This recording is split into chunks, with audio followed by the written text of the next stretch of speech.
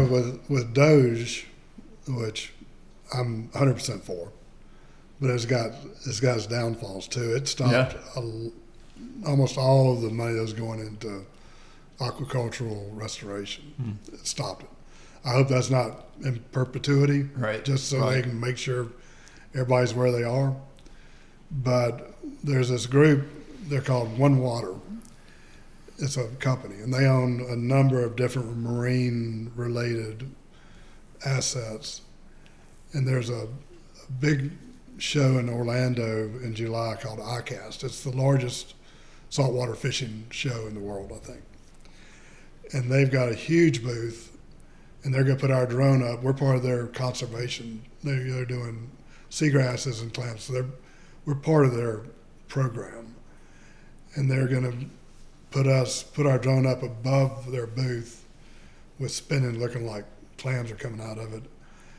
And their focus or one of their focuses is to try and bring all the people that are invested in the marine industry together to fund restoration, because if you don't have waterways, you don't have business. Yeah.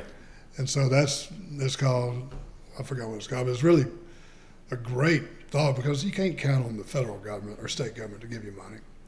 And most of the time, it's going to their buddies anyway. Right. I see that all the time. So, somebody like me coming in trying to get some money is almost impossible. Right.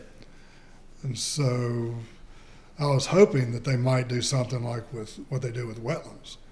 Because with wetlands, you restore a unit of function, which is supposed to be equal to 1 acre of a fully functioning wetland. How they come up with that, who knows, but they got it. And so I can take that and I can sell it to people that are destroying wetlands. And that's how that works. I build up a mitigation bank with all these environmental credits. And if you go build a shopping center, you need to take out X number of credits. It's almost like the carbon recapture sort of deal. Yeah, except for this is real carbon's kind of fake, if you ask me.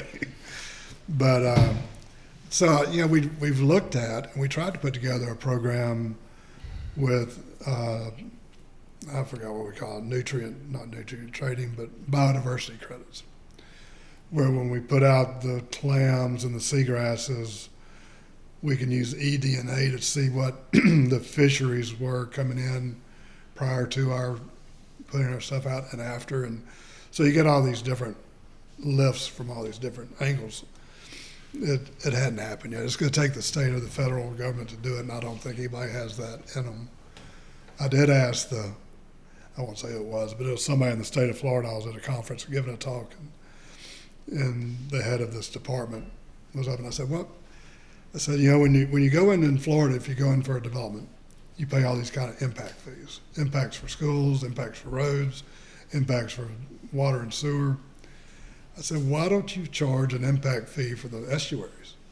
Because when they build, it's going to put more nutrients into the estuaries, et cetera. And I didn't even get an answer, because the home builders in Florida are probably the strongest lobbyists in the whole state. I was going to